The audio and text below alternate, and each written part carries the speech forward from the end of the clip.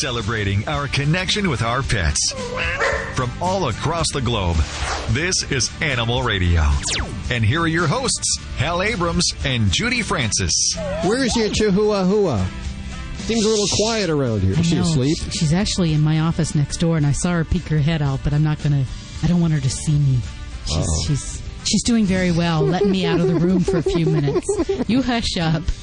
Okay. Well, if your animal is illin, we wish that you could just hold your animal up to the radio and Dr. Debbie could make a diagnosis. Maybe 10 years from now, maybe 15 years from now. But right now, she can give it a pretty good shot. She's pretty well schooled, as I might say. She's in Las Vegas, which means she deals with more than just your cat and your dog. Occasionally a llama, I would imagine, or an iguana. All sorts of critters. And she's going to help. We have John on the phone right now. Hi, John. How you doing? Pretty good. How are you? Very good. Where are you calling from? Today I'm in Winslow, Arizona. Winslow, Arizona. We're having a little hard time hearing you there. Okay, hold on a second. How's this? Can you hear me better? Oh, much better. So tell us what's going on. Well, we have a 2.5-year-old female boxer, and we just got a new puppy. He's probably 10 weeks old now. And Shelby's, how do I say it? She's guarding the food, she's guarding the toys, the blankets, she's guarding the cats, and I think it's just she's establishing her dominance for the pup, and I just wanted a second opinion, I guess, to see if that was actually it. Mm-hmm. It sure sounds like she's, if she's protective of all of those different things, all of her food, her items, and the other pets in the home, is that correct? Well, not only her food, the puppy's food. Okay. So what are you doing when you're feeding these guys? Are you feeding them in the same room, separately? Well, we feed Shelby in the kitchen, and the puppy's food over by her cage. Okay, so the puppy and her are freely roaming at the same time when they're eating, or is the puppy kept separate? My wife's trying to keep it separate, but Shelby will come over, and you're not eating the food. You're going to have to wait. Okay.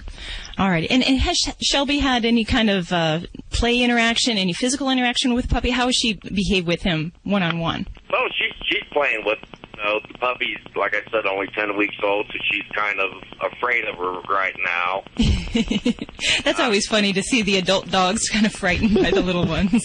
Well, we had another box was 13. I had to put her down about 6 months ago. She had cancer in her face, and oh gosh, it was inoperable, and there was no hope. So, but we got Shelby 2.5 years before we had to put Roxy down, and it was the same thing, Roxy, with Shelby. This is my toy, this is my food, and my blanket. So that's why I'm thinking it's the dominance thing. I'm the big dog, so you're gonna have to get used to it until you get bigger. And yeah, and is Shelby is she spayed? Pardon? Is Shelby spayed? No, she's not spayed. Okay. No. All right. Because that could be playing a role here. Sometimes those extra hormones can sometimes throw a little extra mix into things. But I would agree with your general assessment. I think it sounds like she is being protective of those things and those items and the kitty cats. Some really important things that I'd want you to make sure you're addressing is we want to make sure she knows that she's accepted as the boss, and we don't really want to I hate to say this, we don't want to coddle the baby in front of her. So really, she should be rewarded anytime the pup is around. So she's fed when the puppy's around. I would probably supervise the feeding right now, because if she is a bit protective, I don't want to see a bite situation happen if she's really guarding those sources and those items. But I really want to make sure we're laid on thick for her, reassure her, and that is a demonstration from everyday things. So whenever the dogs enter the room, you call Shelby first, you pet her first. She is really kind of your number one child, and we have to physically reassert that so that doesn't get to be a confusion in their mind. And there's a lot of older dog diseases we can really prevent. There's an infection in the uterus called pyometra, plus all those cancers that they get. Gosh. So yeah, I would say behaviorally and medically, it's a win to get her spayed. This is Dr. Debbie with Animal Radio, 1-866-405-8405. celebrating our connection with our pets. From all across the globe, this is Animal Radio. And here are your hosts, Hal Abrams and Judy Francis. 1-866-405-8405. Dr. Debbie's on the way. She'll be answering your medical questions, of course. Vlade, the world-famous Russian dog wizard, with your dog behavior questions. Vinny Penn, our party animal. And Bobby. Bobby, what do you got coming up?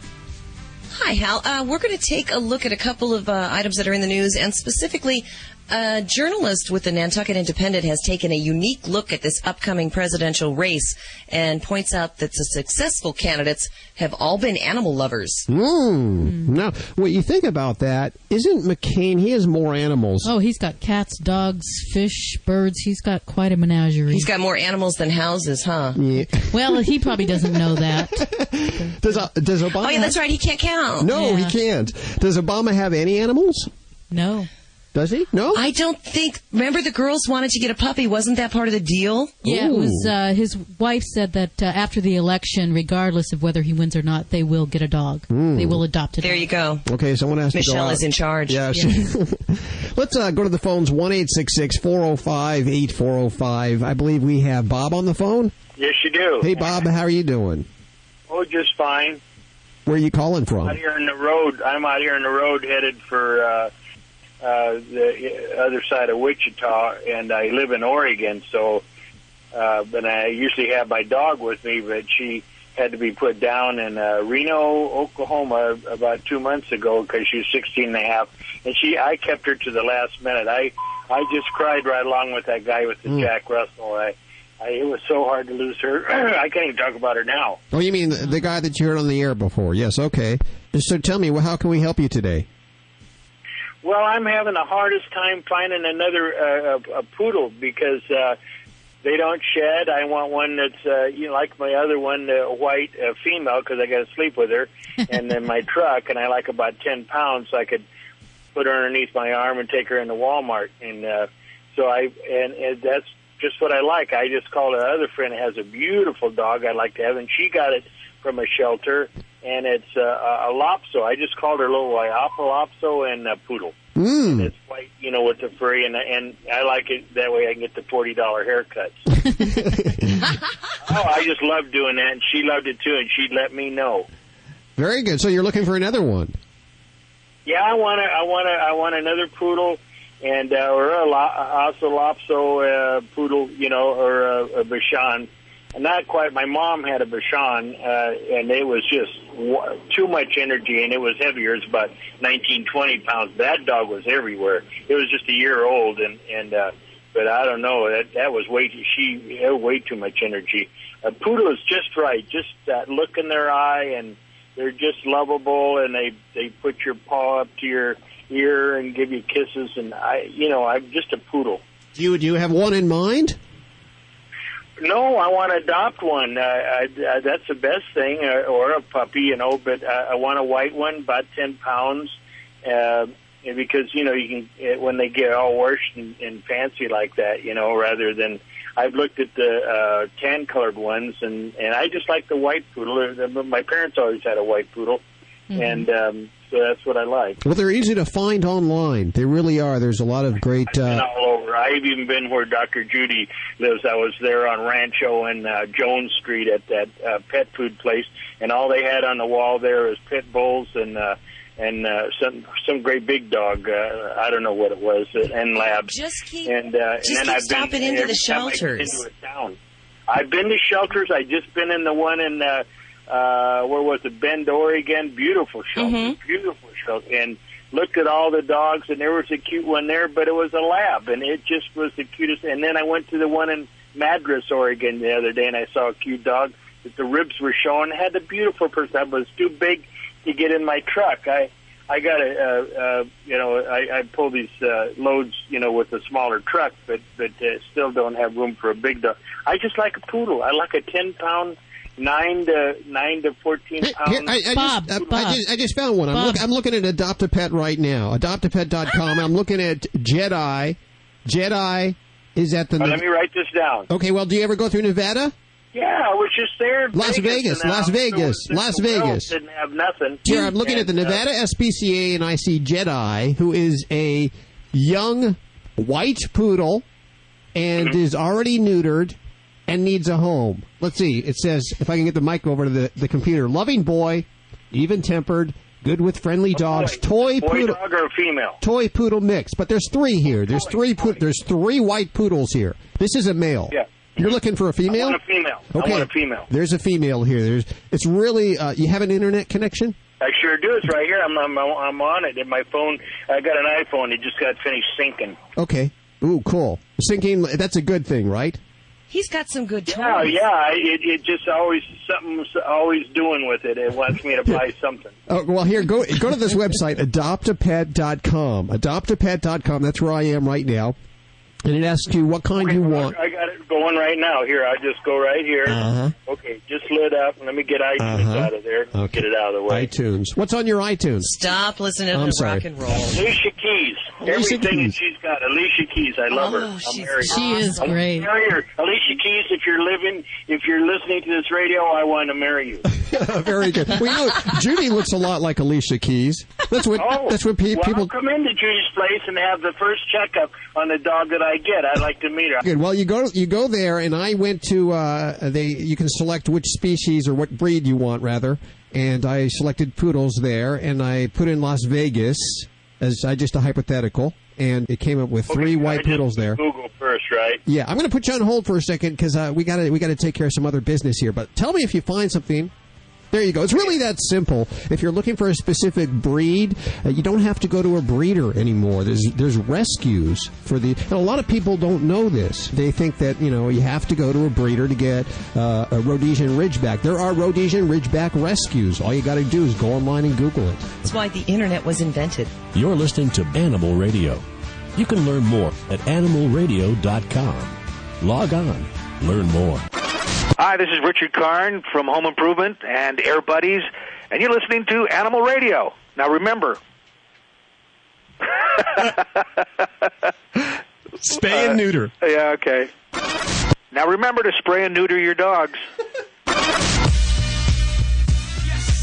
1-866-405-8405. It's Animal Radio. Dr. Debbie in Vegas there. Hey, Doc, how you doing? I'm doing great today. In a great mood. Oh, good. Ready to answer some questions? I sure am. I'm hoping for some good ones today. 1-866-405-8405. She's never stumped. We test her weekly. We certify her weekly is what we do. Now, on the show today, Gregory Popovich, who, speaking of another Las Vegas right, what do they call Las Vegas? Is there a name for Las Vegas resident people? Yes. Las Vegans. Las Vegans. But they're not vegans, even though it would be spelled the same. Las Vegans. Gregory Popovich has a show there at the Planet Hollywood, the V Theater. It's a show where he has about 20 cats and dogs and birds. And rats. And turtles. Yeah. Have you seen the show, Doc? I have. It's been many a year, but I saw it, and it is amazing. And so many people think you can't train cats, and that's just not true. That's what's amazing about it. And these cats... they like doing what they're doing, and Gregory's going to be on the show in a few minutes. He'll share some of his tips and tell us about what he's up to. That's all on the way today on Animal Radio. Hi, this is Michelle Stafford from The Young and the Restless on Radio Animal? Animal Radio. Oh, my God. Unless you're dyslexic. Animal Radio. Listen closely.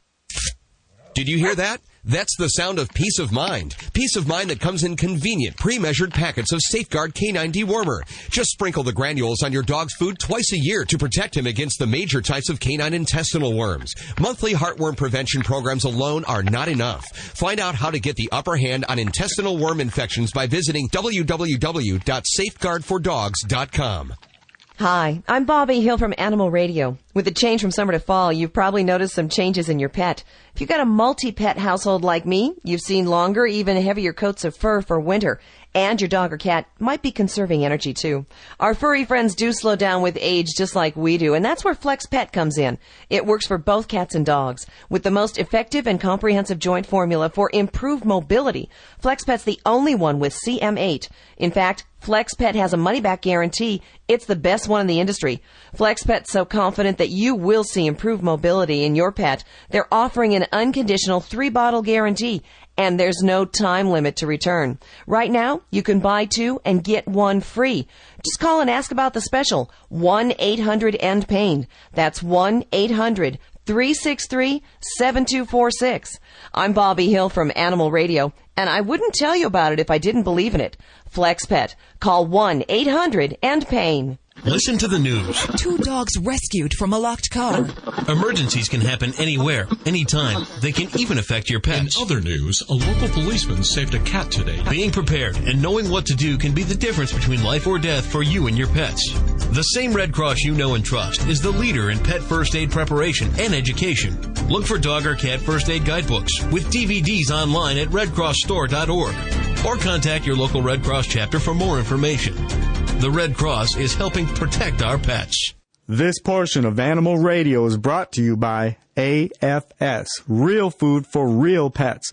Visit AFS online at animalfood.com. Hey, this is Sean Hayes on Animal Radio. Remember to spay and neuter your pets. Celebrating our connection with our pets. From all across the globe, this is Animal Radio. And here are your hosts, Hal Abrams and Judy Francis. Dr. Debbie will be answering your questions in a few minutes at 1-866-405-8405. Vlad is answering your questions right now. I believe we have, is it Jan or Jen do we have on the phones? Oh, I guess I got to hit this button over here. I'm sorry, is it Jen or Jan? It's Jan. Hi, Jan. How you doing? I'm doing fine, thank you. Where are you calling from today? Well, I live in Tennessee, but I'm calling you from Nevada. Are you a driver? Yes, I am. Well, I'm going to turn you over to the hands of Vlade, the world-famous Russian dog wizard. He will help you with any dog behavior problem. All right, thank you. Thank you, Hal, for this nice introduction. He always introduced me right. If I wasn't be famous, I would not be sitting here in the studio. Okay, go ahead, Jen. Yes, I've got 2 dogs, Vlade, and one of them, one's an older dog that just likes to eat and sleep, and the other one's a smaller dog that still likes to play with toys and jump around. And they've been getting in dog fights lately, quite a bit, of whoever gets to sit beside me, but I've also noticed that the larger dog is doing things to get the little dog in trouble. Okay. So, Jen, what is your question would be? Well, for one thing, how can I get these dogs to stop fighting? I mean, when I sit down, they both want to sit beside me, and so, it's ended up in dog fights, and I got bit. Wow. Trying to separate them, trying to pull them apart. Okay, let me take a charge, and let's question answers, baby. First of all, what is the breeds? One's a pug, and one of them is a Yorkie. Oh, okay. Both female. Yorkie. Both females and both great breeds. Okay, and over what subject are they fighting? Over you? Over your attention? Over me, over toys, and I've noticed that the pug, who is a much larger dog than the Yorkie, has been doing things lately to get the little dog in trouble. Okay, so let me tell you, the dogs fight over 3 things normally. Over human attention, over toy, and over privileges, which they might get from you or not, which is basically also related to your attention. So, first of all, you need to understand it's not about the dogs fighting, it's about your relationship toward the dogs. If the dog is consider you as a leader or alpha female in that household, you will not have a bitches fights in your household. So, in other words, you gotta be alpha female and they will relax. So how to become the alpha female? Let me tell you something. I will give you some tips, which is every canine female knows, which is human, maybe not. And after that, we'll go to the specific solutions to your problem. Number 1, top female never shares a hunting path. Top female never shares a kill. Top female never shares a male. top female never submit unless for alpha male, and alpha female never let you have the last say.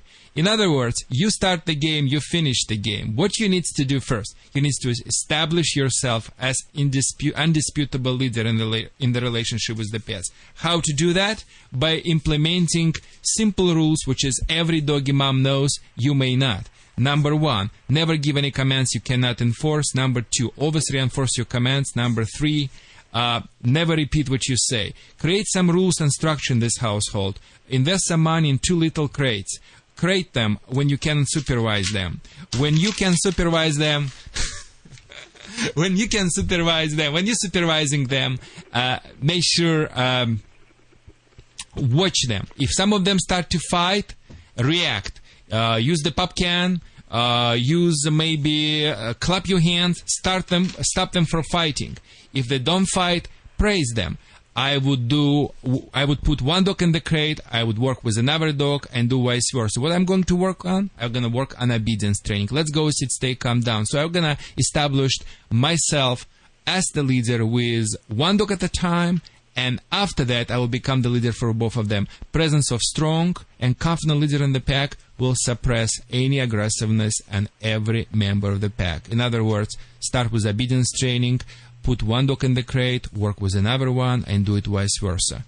And after that, just get some pop cans and things like that, and just watch. If they start to fight, toss on the floor, startle them, and make sure don't allow anyone approach to you for maybe a couple of weeks, because, like, again, your dogs think you are their bone. So you think they're fighting because some of them think you are, they're protecting you, but I'm going to tell you, some of them thinking you are in their possession. By the way, can you ask me, Jen, where your pet sleeps? Where do they live? No, sleep. Sleep. Okay, they both sleep in their own bed. But I've noticed when you're talking about the crate, the larger dog, I think she's caught on. Because when the little dog starts her barking and yapping, and at the big dog, I'll put the little Yorkie in a crate.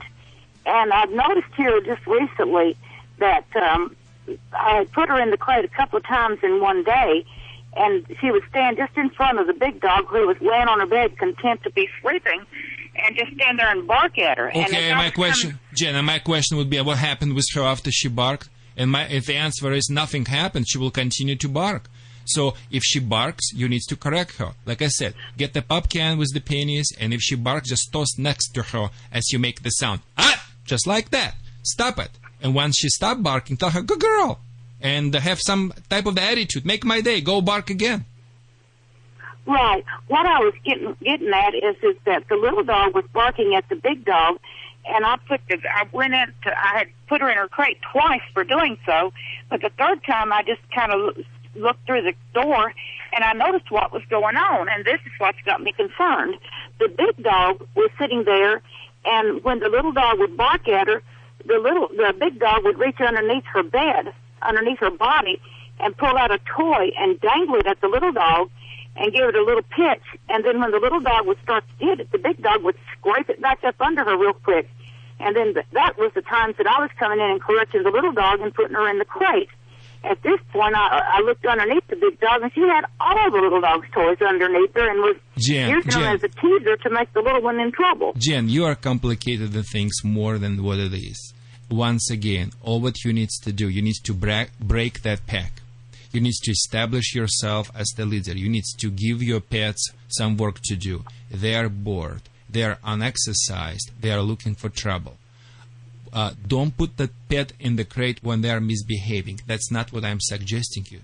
I'm suggesting you to put them in the crates before just before the training. Just do the training as the part of meeting their major needs.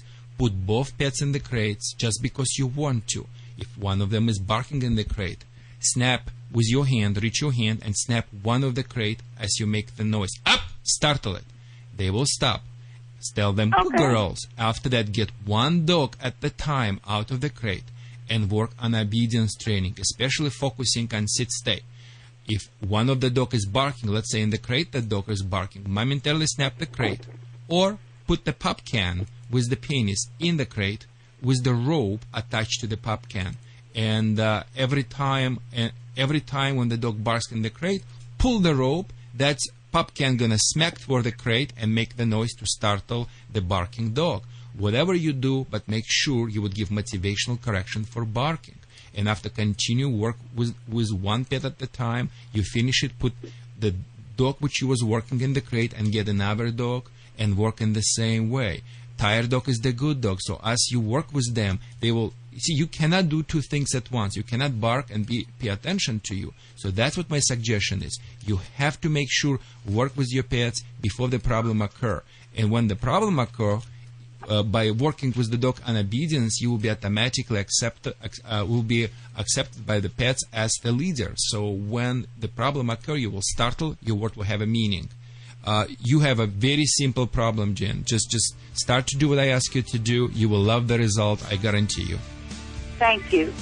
1-866-405-8405. It's Animal Radio, you lucky devil. You're listening to Animal Radio. You can learn more at animalradio.com. Log on. Learn more.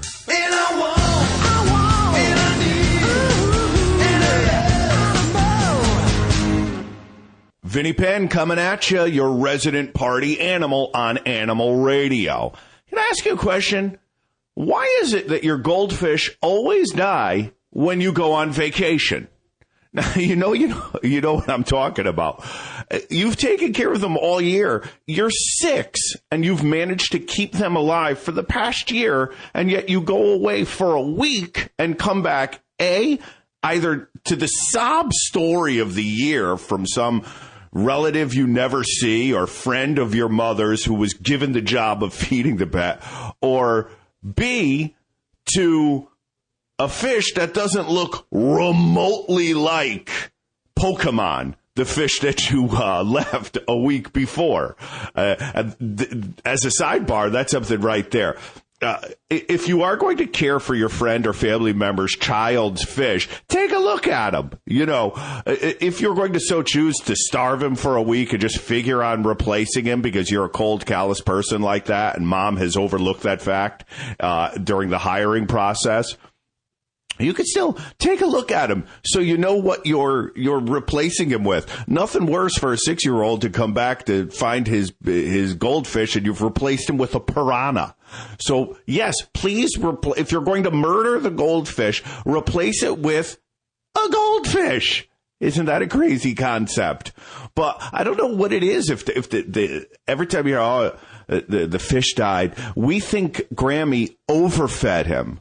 Well, I can see that. Grammy overfeeds me every time I stay with her. I didn't know you could really die from that. That's always the excuse, that your goldfish was overfed. Now, this comes from a real place. When I was 6, 7 years old, I had 2 goldfish, Cheech and Chong. When I came back, there was just one big fat fish in the tank. Not 2, one big fat, clearly different fish, in which my brother, of course, in a continuing effort to torment me, informed me that Cheech had eaten Chong. But I still didn't buy it since it wasn't even the same color. It took years to unravel the mystery. All of us have that long-standing pet incident from our youth that has taken years to uncover what's going on. And that was it took years finally for my mother's best friend, Lenny, to say, look, the fish died. I didn't know what to do. I had missed the day. I just went and bought you new fish. Wasn't that nice of me? The classic, well, what about me? You know, I felt terrible. Here you were, my best friend's son, and I killed your fish. What about me? And you're sitting there like, I don't know. What about Cheech and Chong? I'm Vinny Penn, party animal, Animal Radio. Hey, this is Cesar Milan. When I'm not doing the dog whisper, I'm listening to Animal Radio. Stay balanced.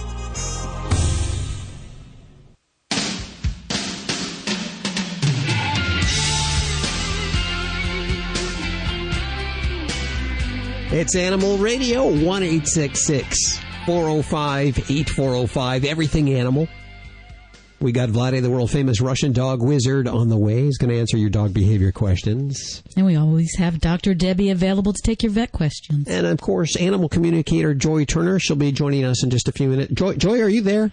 I'm here. How are you doing? I'm pretty marvelous. How about yourself? Very good. Now, we get a lot of calls. People say, can she talk to the animals on both sides? And when I say both sides, I mean alive and past.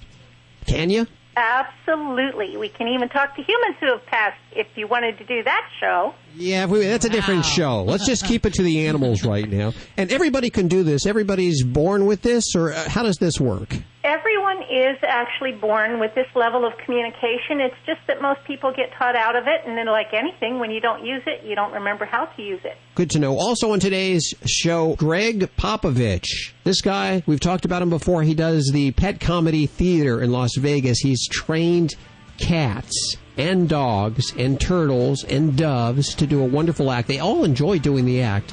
We'll have some of his DVDs to give away so you can train your cats. Yes, cats are trainable. That's all on the way today on Animal Radio. Stick around. This is an Animal Radio News Update. Hello, I'm Kay Brown reporting for Animal Radio. It took a petition of 45,000 signatures and the cutting of a lot of red tape, but a 6-month-old Iraqi puppy rescued by an American soldier in Baghdad is about to start a new life on U.S. soil. Army Specialist Sergeant Gwen Beberg and another soldier rescued the little black dog from a burning rubbish pile back in May. Beberg named the pup Ratchet and claims the pup's support helped her survive her deployment. However, plans for the pair to stay together hit a brick wall. A military policy brick wall which prohibits troops bringing animals home. However, with the help of an international online support campaign and the SPCA, Ratchet will be waiting when Beberg returns home to Minnesota in just a few weeks. It's not just cats and dogs that sometimes get into strange places. A silly filly had to be rescued after getting her head stuck in a hole in a tree. Luckily, a neighbour heard her loud whinnying across the fields in Pullman, West Virginia, and came to her rescue, using a chainsaw to cut the young horse free. The filly, whose name is Gracie, escaped with just a few cuts and scrapes, and of course, a hoarse throat. They say wild dogs in Australia's far north are a tough breed. Now there's proof. A landscape gardener thought he was being targeted by vandals when parts of his SUV started disappearing, but then he noticed teeth marks on his chassis. Clayton Dwyer says the pack of wild dogs ripped the front bumper off and chewed it to bits. They even tried to munch on the front panels. But his worst fear is he won't be able to get the replacement parts because his insurance company won't believe him. Fashion contests are notoriously bitchy, but no one attending the small country town race meeting in Australia's south expected the leading contender to be taken out by a deadly tiger snake. Megan McDonough won the best-dressed fashion contest, but before she could collect her prize, suddenly shrieked when the venomous snake latched onto her foot. But before you blame her fellow contestants or think that she was part of some weird reality TV show, I should point out that Australia is home to the world's top 10 deadliest snakes, and tiger snakes are common in the warmer months down here. So common, no one panicked. Megan was taken to hospital, given antivenin. She's now recovering well. And that's not the only scary down-under tale this week. British tourist Steve Cloak has a better story to tell than most about his adventure diving with sharks. A sudden power surge blacked out the lights in the Sydney aquarium shark tank, which apparently spooked one of the 3-metre sharks so much it spun around and accidentally sliced Steve's head with one of its teeth. While your eye might have panicked, Cloak says he was more concerned about looking cool so that his wife, who was watching through the glass window, wouldn't panic when she saw the blood pouring from what he's calling the ultimate love bite.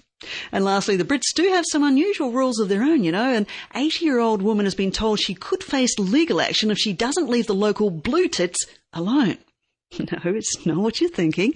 June Cotton has been putting bird food out for the blue tits, starlings and sparrows in her garden for more than 20 years. But after a complaint from a neighbour, she's been told by her local council in Coventry they'll sue if she doesn't stop feeding what they're calling feral birds. Poor little blue tits. I'm Kay Brown reporting for Animal Radio. For more information, go to pettalkradio.com.au. This has been an Animal Radio News Update. Get more at animalradio.com. Hi, this is Victoria Stillwell for Animal Radio. Never buy your puppy from a pet store. Celebrating our connection with our pets. From all across the globe, this is Animal Radio. And here are your hosts, Hal Abrams and Judy Francis. I see your dog likes peanut butter. She loves it. It keeps her quiet, too, while she's trying to lick it. Yeah, it ties up her tongue. You got to be careful with it. Not too much peanut butter there. No, just a little bit. You can get her to do anything with it, though, huh? That's her one Yes. vice Yes. that she has. What a cute chihuahua. Thank you. We have on the phone Gregory Popovich. Let me tell you, first of all, if you don't know about Gregory, if you haven't been through Vegas recently, like the last, 5 years maybe, you haven't seen the Pet Comedy Theater, then you need to do it. You know, there's lots of great acts, lots of great shows, but if you're an animal lover, you want to check this out because he has 16 cats, 12 dogs, white rats, white doves, and 5 very well-trained Russians. Yes, exactly. And he's coordinated them all together to do some fun stuff. Hi, Gregory. How you doing? Hello, I'm glad to hear you. So how's the show going? Show going very well. We're happy because this is time of the season usually slow down because kids come back to the school, but we still have a lot of audience, adult audience. It's mean adult also interesting to see show with pets. Yes, and I wanted to mention this is at Planet Hollywood, too. Yes, at the V Theater, it's afternoon show. It's 4 p.m. every day. This is one of those shows that's not only good for the kids, it's good for adults as well. And all of these animals, or at least most, I understand, have been rescued. Is that correct? Exactly. All my pets I saved from animal shelters because for me, as a pet lover, it was very painful to see how many wonderful pets looking for new owner. And when I start building my show, I decide to use only in my show to use pets only from the shelters. Now, how do you decide when you go into the shelters and pick one? How do you decide if it's going to be good for the show? It's a kind of experience for many years. I grew up in a circus family. My mom worked with dogs. And my first friends, my first babysitter was the dogs of my mom. So I have some kind of connection feeling. But it's more important if when I went to the shelter, I would like find the animal, pet, cat or dog, which interesting participate. I play a little bit near each cage, near the cats, and see how the cat reacting. If the cat have energy, it means the cat interesting to do some funny stuff. We can actually teach our cats at home how to do some funny stuff. You have fun stuff and funny stuff. You have a video, a DVD that teaches us that, right? Yeah, I produce, because, after the show, many people ask me, how you train the cats? Because it's kind of unusual. And I decided to produce special DVD, which called How You Can Train Your Cats at Home. It doesn't mean you have to do some very difficult trick, but it is mean you can teach your cat 1 or 2 trick, make it fun for your friends, for, family. And this works very well. Yeah, a lot of people say they can't teach cats any tricks, but you really can teach them some very complex ones. Yes, this is an interesting question because in real life you not really teach cat to do some trick because the cats already it's inside the body, inside their. It's by nature they have some natural habits and they do sometimes voluntarily for fun. Jumping or chasing the ball, and I have to find out what they like to do, and based on their natural habits, I build some trick what they do in my show. And for cats, it is like continuing of the game, continuing of the fun. See, we have 4 cats here, and we have one that likes to climb trees, and one that likes to jump on my shoulder. You see, this is they do without your training. Yeah, they do it for fun. They do this voluntarily. Oh, okay. So that's what you look for. Well, now tell me, I understand there's going to be a book out. Is it about training or is it about the life of you have an extensive life as a circus act with animals ever since, I guess you were born, right? Exactly. I born in a circus family. But this is book not only for the training. Training is only one chapter. In this book, I try to share with people information about cats, very basic, how you can build life with your pets. It will be easy for cat and for you. It's very basic rules. Sometimes people don't understand and they create a bad habit for the cats. When are they saying it's going to come out? Next year we just finished book. Finally make final review. Check everything, polish, and hope next year it's going to be out of bookstore everywhere, border all over the country. Very exciting. Also, I want to mention that you'll be at the Las Vegas Pet Expo next month. The second annual Happy Paws and Friends Pet Expo, November 22nd, 23rd at the Cashman Center in Las Vegas. And, of course, to check out the act, the Popovich Comedy Pet Theater at the V Theater at Miracle Mile Mall at Planet Hollywood Casino Resort. Just remember, Planet Hollywood, ask anyone there. Actually, anyone in town knows this is a pretty popular act. It's Gregory Popovich's Comedy Pet Theater. Gregory joining us. Thank you so much. You're welcome. And just one more short comment. I just would like to inform people that we train our animals very positive style, and our show called Pet Theater because we try to build situation when the pet's acting as an actor, and we don't make a difficult trick for animals, make some risk for pets. This are completely a positive, different way participate animals in show business. They're having fun. That's the thing I gotta say. I went and I saw it, and the animals are having fun. They enjoy doing this. Yeah, you cannot push cats to do something they don't like to do. Exactly. Thanks, Gregory. You're listening to Animal Radio. You can learn more at animalradio.com. Log on. Learn more. Hi, this is Rue McClanahan on Animal Radio. Spay and neuter your pets.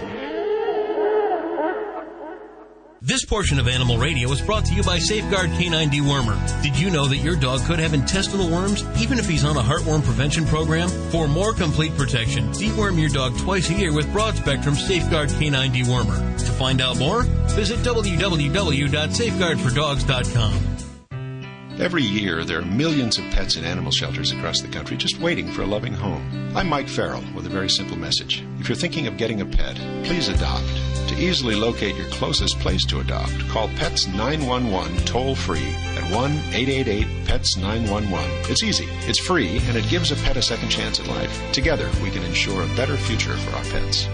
For adoptable pet listings in your community, go to pets911.com. Pets 911, proud to be partnered with Animal Radio. Hi, it's me, Brinkley, the Bernese Mountain Dog and CEO and founder of Brinkley Books Incorporated. Why don't you come visit my website, www.brinkley.books.com. Meet my friends and spend a day in the life of Brinkley. Order a copy of my first book, The Tales of Brinkley, the Burner, the beginning of which I will personally potograph. More tales are coming this year, given of the heart. And remember, think Brink. Hey, you want to keep a secret from your dog? It's the new fish sticks from Canine Caviar. They're good for your dog's teeth, gums, and also his achy joints. And fish sticks from Canine Caviar are 100% natural, completely digestible, and contain no chemical preservatives, additives, or fillers, and they're low in calories. But don't tell your dog that. All they care about is that they taste good. Get your dog fish sticks at caninecaviar.com. That's www.caninecaviar.com. This portion of Animal Radio is brought to you by NAPS, the National Association of Professional Pet Sitters. Let NAPS help you achieve your dream of a financially rewarding and fun job by providing you with the education and tools you need by visiting www.petsitters.org.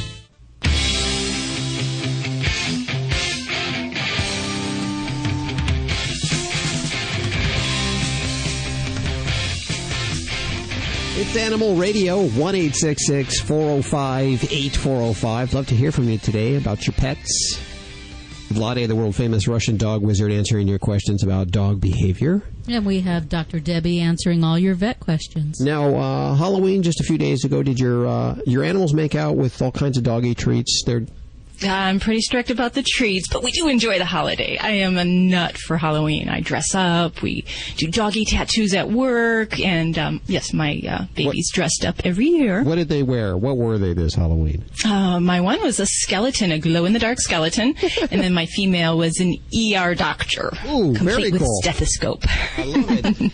Now, there's a lot of candy around our place still. And I know this is very dangerous. You must see around this time of year a lot of incidents down at the office. Oh, definitely. And, everyone is kind of aware of the chocolate toxicity, but there's a lot of other problems with candy if they eat the wrappers. Sugar-free gums and candies that contain xylitol are very toxic. And that's one a lot of people don't know about. And that's a big thing at this time of the year. Plus the old stomach upset and pancreatitis from eating those sweets. So, yeah, it's a tough time for dogs' GI systems. Now, tell me a little more about the xylitol. Xylitol, yeah. It's something that doesn't affect people in the same way, but it actually causes a very dangerous drop in the dog's blood sugar level, and they'll go into seizures and a coma, and just even a few sticks of the gum can be fatal. So if you have a diabetic person in the home who might be eating these kind of things, or you're watching your sugar and your calories, you have to watch some of these products. There's some baked goods that even contain xylitol, and it's very dangerous for dogs. And, of course, business is booming for you, like right around between October and, January, just a little after New Year's, I bet, huh? Oh, yeah. I mean, there's so many temptations of the holidays, and the things we enjoy are sometimes just a danger to the pets, whether it be Thanksgiving goodies or holiday decorations. Oh, it's a tough time to be a dog and a cat. Just a few days away as we kick off the season, of course, the elections, and there's a lot of animal-related legislation as well as...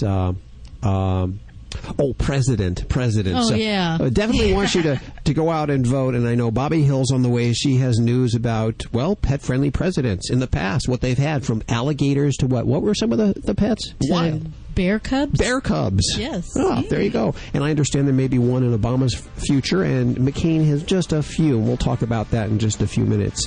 Of course, get out and vote. That's the most important thing. If you have pet legislation in your area, find out what it's about, and be sure to vote in name of the animals. Dogs or cats, horse or emu, animals are people too. A California woman who allegedly instructed her 2 daughters to steal a neighbor's dog was arrested on charges of contributing to the delinquency of a minor and grand theft.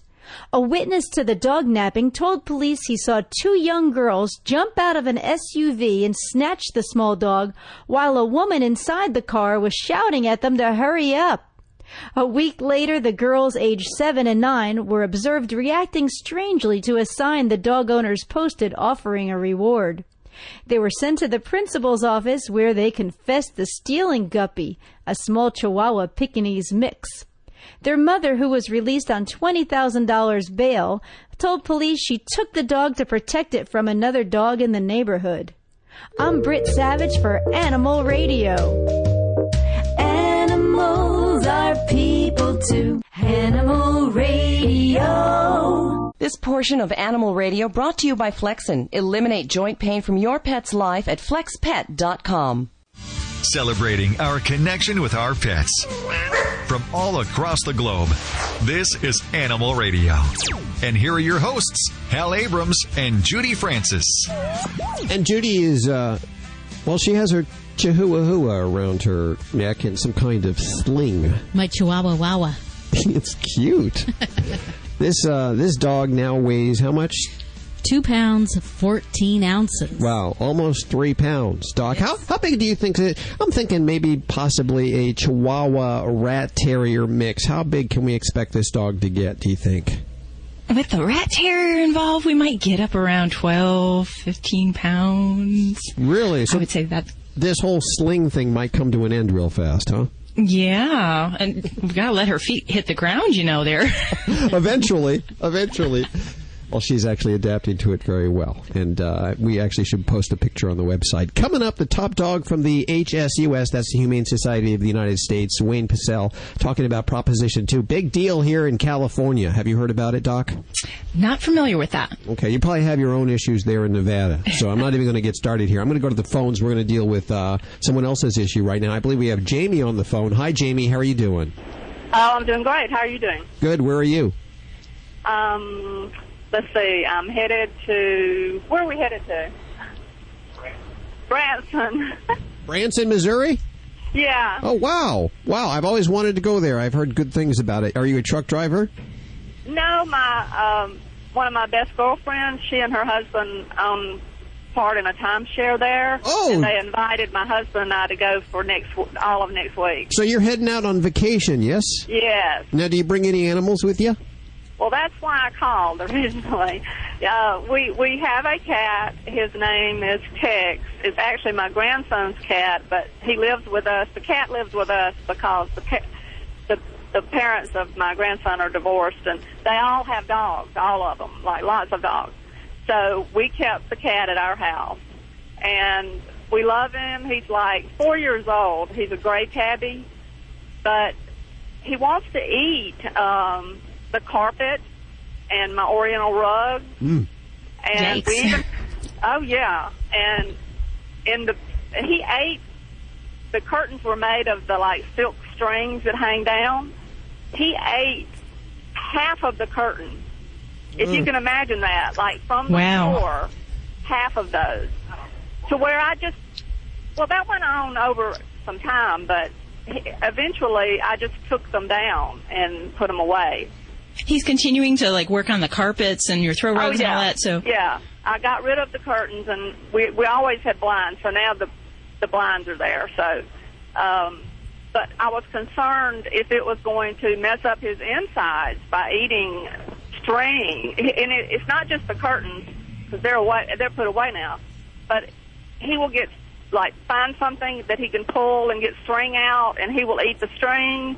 If you put a shoelace down, he would just sit there and eat it till it's all gone.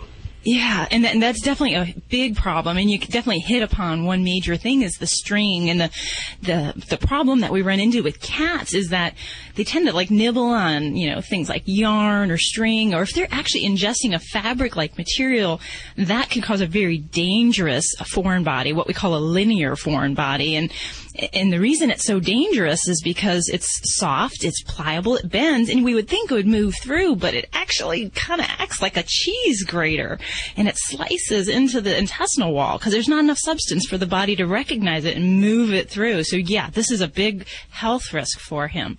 What he's doing is generally termed wool sucking, and that's at least the oral fixation type part of things. When that moves into where they're actually eating and ingesting those items, that's where it becomes a really big health danger. There's a lot of cats that do this wool sucking where they, suck or just kind of moisten, the fabrics, whether they be, blankets, bedding, carpeting, things like that. If they're not ingesting it, it's kind of an obsessive compulsive behavior. For whatever reason, for Tex, this is moved up on that chain to something that's more of a health threat. So when we look at wool sucking, there are some breeds that we see more of this in cats, and some of like the Oriental cats, like Siamese cats or Burmese. We see a lot of this type of weird behavior. The big challenge, and the challenge you're going to have for Tex, is that the root of this is very likely a behavioral problem that we're going to have to work on. In rare cases would we have like a medical case, a cause of this. So things that will be challenging you to work with on Tex are going to be things to do environmental enrichment. And because cats indoors live a happy, well cared for lifestyle, they got a lot of time on their hands. So, cats in the wild, I'm home with him, all day. Okay. I'm there, and so when I see him doing this, I say no. He knows what the word no means. He will stop. That lets me know he does understand the word no. Yeah. But he does it when I leave the room. He does do it when you leave the room? Yeah, because when I walk back in, I'll see him. I've seen him just walk across the carpet like he's just walking across, and suddenly bend his head down and take a bite. Mm-hmm. Yeah, now, in one context, when you're present and you're telling him, no, stop that, although it seems like you're disciplining him and telling him no and teaching him, you may actually be causing this to happen more. Because dogs and cats, they sometimes are like small children and want to get a rise out of us, want to get some attention. So if chewing on the carpet gets you to say, hey, what are you doing? He's already won that little game there. I don't want you to use anything that resembles anything string-like, carpet-like, or fabric-like. So those things are going to kind of feed that desire to chew on the fabric type thing. So we want to avoid that particular type of toy. I had some cats that used to love little foil balls, so I'd take pieces of aluminum foil and make them into pretty good sized balls, and they'd bat those around, and those were lightweight. But I would definitely try to stay away from the fabric things. And then, we might really need to see about maybe getting some chemical help here. For kitties, we do use some drugs like Prozac. There's one called clomipramine, which I use a lot as well for kitties. And sometimes that really can help one of these behavior-rooted problems. Give some of those things a try. I hope that is helpful, and I hope that helps him kind of fight his obsessive-compulsive behavior here. This is Dr. Debbie at Animal Radio, 1-866-405-8405.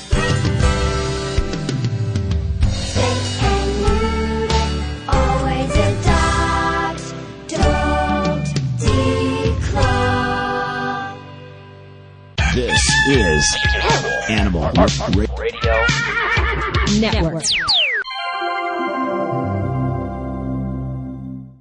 Every once in a while, there comes along a special group of animal lovers that stands strongly in defense of the voiceless. Animal People is that newspaper for people who really care about the animals. Animal People is published 10 times yearly. The publisher is a non-profit corporation dedicated to exposing the existence of cruelty to animals and to informing and educating you so that animal lovers worldwide can eliminate such cruelty. Your subscription is $24 a year and is 100% tax deductible. Get Animal People's fair and accurate investigative reporting from the industry watchdog. Visit our website at www.animalpeoplenews.org. That's www.animalpeoplenews.org to subscribe to the news for people who care about animals. Animal People. Subscribe today at www.animalpeoplenews.org.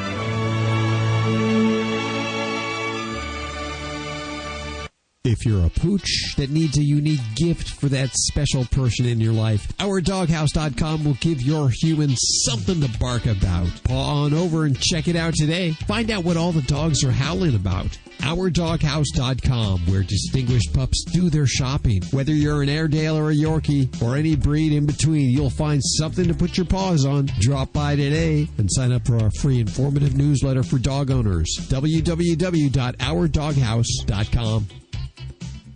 Fido Friendly Magazine. Perhaps you can do without it, but for kibble's sake, think of your dog. At last, a voice for us traveling canines. Until now, few have taken mobile pooches seriously. After all, who appreciates warm shelter and a comfy bed more than a dog? Fido Friendly, the travel magazine for you and your dog. A quarterly guide to Fido Friendly accommodations in the United States and Canada. Because if Fido ain't happy, ain't nobody happy. Subscribe at FidoFriendly.com. Your dog will thank you. Woof. Celebrating our connection with our pets. From all across the globe, this is Animal Radio. And here are your hosts, Hal Abrams and Judy Francis. Well, now, Judy, you can see I'm wearing a sling with a chihuahua in it. Yes. Listeners can't see that. Vlade just caught me in the hallway. Uh-huh. And he said, "What's with the Merce?" I was like, what? It must be Russian, I figured. Oh, no. You know what I think that stands for? It's man purse. A man purse is a Merce. Okay. Yes. And I explained that there's a chihuahua in it, a rescued chihuahua. Well, you can't see her because she's so little and she's hiding asleep down right low. now. Yes. Hey, listen, this week we're going out and we're voting. You probably know who you're going to vote for president, but if you're in California and some other states too, there's some legislation that you want to take a look at very seriously. Top dog from the Humane Society of the United States, Wayne Pacelli, on with us. Hi, Wayne. Welcome back. Thank you so much for having me on. How you doing? I'm doing great. Making waves in California is Prop 2. You know, you don't have to spit very far to find someone that's on either side of this. And, of course, we're going to take the animal and the humane side because that's what we're all about. That's the right thing to do. Okay, so what's the deal? What is the prop? Proposition 2 is a statewide ballot measure in California to be voted on November 4th that would advance a very simple set of principles that certain animals, field calves, breeding pigs, and laying hens, be allowed to stand up, lie down, turn around, and fully extend their limbs. And that doesn't sound like very much. No, it doesn't. It's pretty elemental, pretty basic. Animals built to move should be allowed to move. And unfortunately, on modern industrial factory farms, these particular animals are confined all too often in cages and crates barely larger than their bodies that frustrate their natural behaviors, that don't allow them to move, and it's just wrong. And we think we can do better. Farming doesn't have to be this harsh and this cruel. And there are lots of farmers that have endorsed Prop 2, in addition to all major humane groups, the California Veterinary Medical Association, the United Farm Workers, environmental groups concerned about the waste that flows from these factory farms, and so many others. Okay, who's against it and why are they against it? Well, essentially what you have are about 200 egg factory farms across the country that are financing the opposition to Proposition 2. They're making handsome profits right now. In fact, many of the leading funders of Proposition 2's No campaign are under investigation from the Department of Justice for an illegal price-fixing scheme. They have been jacking up prices. Egg prices are 40% higher now than they were 2 years ago, well beyond the necessary increased cost for feed and energy. They're raking in profits. They don't want to change. They don't want to give the animals any more space. They cram them into what are called battery cages, small wire cages, where 6 or 8 birds are crammed into each cage. They're stacked sometimes 4, 5, or 6 high. You could have 200,000 birds in a single building, and on one of these factory farms, you might have 1.5 million or even 2 million birds. Doesn't it make more sense? Wouldn't the birds lay better eggs if they were in better environs? Well, animals on factory farms have been engineered for hyper-production. So, cows are producing enormous volumes of milk. These laying hens have been re-engineered to produce, an egg a day, essentially. So they are kind of programmed to do this, and they can be in a situation where they're distressed and they're suffering, yet still be productive. And really the animal welfare science in agriculture shows that there's not a correlation between kind of good conditions and productivity, that animals in these environments can still produce, but they can still suffer. I guess what my main concern is that I'm seeing the whole country funding this legislation just in California. Right. Well, the reason that they're concerned about it, all these factory farms, is that they think that if it passes in California, it's going to get ahead of steam and go across the country. That's exactly what we want to happen. Every compassionate consumer can go to their supermarket and buy, if you're eating eggs, buy cage-free eggs. Talk to retailers and ask them not to stock the products from factory farms. Eat lower on the food chain in general.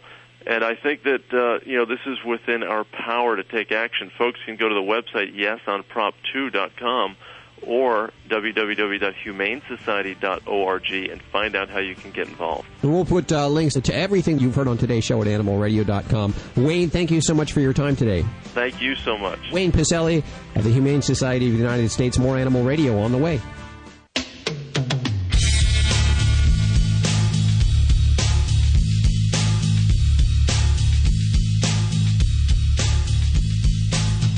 It's Animal Radio, 1-866-405-8405. Vlade, the world-famous Russian dog wizard, answering your dog behavior questions in just a few minutes.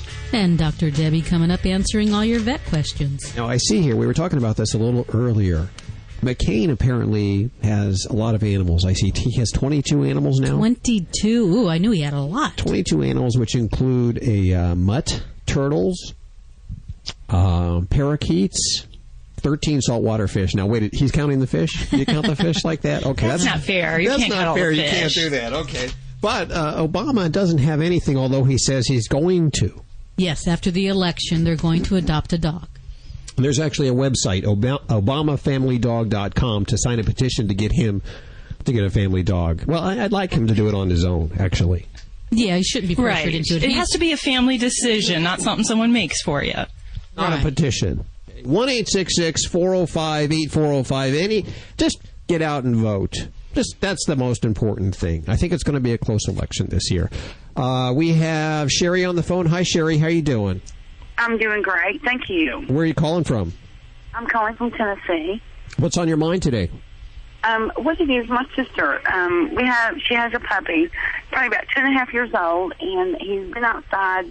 He's a house dog, but he got outside and he got some fleas, so they bought some really expensive shampoos, this, that, and the other, to get rid of the fleas, they thought. Well, they did, but now he's got, like, his skin is very sensitive or something. I don't know. But he's itching and scratching, and they haven't taken him to the vet yet. But is there something that we could do before we take him to the vet? I mean, he's just like one of the family, and we want to take care of him. Oh, absolutely. I mean, they're definitely family members. And you didn't mention, Sherry, what kind of dog do you have? Oh, it's a Shih Tzu. Did you hear me? No, I'm sorry. What was that? Oh, it's a Shih Tzu. Okay, Shih Tzu. Right. Okay, and where are these spots that he's having the irritation on? What part of his body? Well, on his underbelly, and he's biting on his ankles, and we thought it was fleas, but we can't find any, and we've done everything, we do the flea thing. So I don't think it's the fleas, but undoubtedly maybe the flea medicine made his skin be real dry, like, say, a human's or something, and now the poor thing, he's just scratching and itching all the time. And his hair in a couple of spots has turned red. He's a black and white, but his hair is turning red in a couple of spots. Would that have anything to do with it? Well, it certainly can. And what you're describing, when dog's hair kind of turns like a reddish, kind of a reddish-brown color, Right. That's evidence that the pet is actually licking. So even if we don't see them lick, if we see that brown staining, that's the clue there. So definitely, from what you're describing, he is, attacking himself, licking, chewing. And if he's got sores and he's got redness, I think we really need to talk about the potential, what's causing that. And you mentioned fleas, and that is the number one thing I think of when we have a really itchy pet in a flea endemic area. I'm fortunate. I'm in Vegas. We don't have fleas out here. But for pretty much everywhere else in the country, that would be the first thing. And I really, even though you've done some steps, there's still the possibility that one bite from that flea can last for many, many weeks in causing that itch factor. So you need to still keep up with all of that. But if we've actually got some redness, some sores, we could even have some skin infections going on right now. So it might be realistic that we talk about antibiotics, maybe some medicated shampoos to help relieve that surface irritation on the skin, and then some anti-itch type remedies. And there's a lot of different things that I'll pull out of the medicine cabinet for an itchy dog. But I try to start with the medicine that causes the least side effects, if at all possible. So something like an antihistamine. Although some dogs will use steroids for good and for bad, and that may help to take the itch out if we're dealing with a really bad allergic type situation. So I would definitely imagine, Sherry, that you're going to need to get this baby to a veterinarian, because we want to, A, make sure that those fleas are under control, and B, make sure we can give him some relief for the itch, and then also treat any... I feel so sorry for him, and it's just like we don't see the fleas, but if he's licking or whatever, will that turn back to black and white and the red go away? That's a good question. And generally that red, if we can stop the itch cycle and stop whatever's causing them to do that, yeah, it will go away. And it goes away kind of when the hair is returned to normal, when they shed their hair in the next cycle. But for a lot of pets, especially those with chronic allergies, if you ever see dogs walking down the street, they can have red-brown staining in between their feet, on their inner thighs. And without getting to the root of the problem, they'll be left that way. And that color staining is kind of a chronic problem. So you'll really be motivated to try to, A, make him comfortable, and then B, try to, get those red spots to go away. So I think we've got some hope there, but we really will need to get him some itch control for him. But there's hope. So I'd say, get him into your vet. And, unfortunately, skin problems are a huge issue for dogs. It's one of the number one things I see in my practice. So you're not alone. This is Dr. Debbie with Animal Radio, 1-866-405-8405. You're listening to Animal Radio. You can learn more at animalradio.com. Log on. Learn more.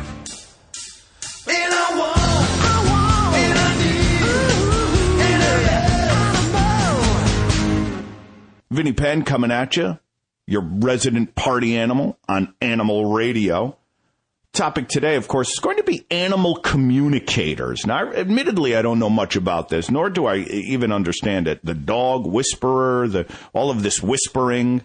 I wish there was more whispering going on in my house, to tell you the truth. Although when I do hear whispering in my house, I do get very suspicious. And not that a surprise party is going to be thrown for me. These animal communicators, I don't necessarily understand how they study this, how they become an expert in this.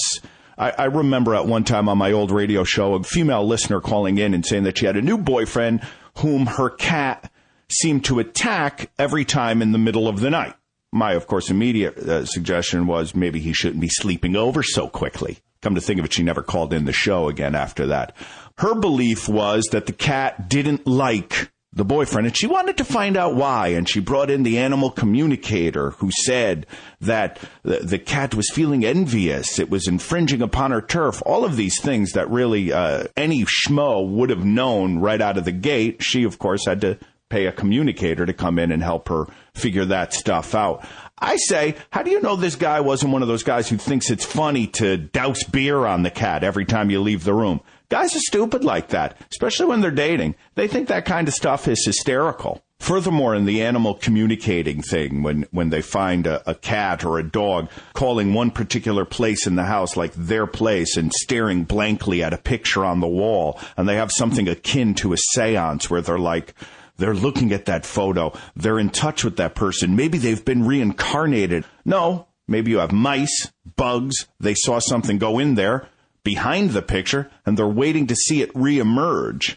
In any event, I don't want to kill an entire line of work, but animal communicator to me doesn't seem all that different from that lady that you used to call on the phone. What was her name? The Jamaican woman who was like, "Hello, woman, you're going to find love in your life."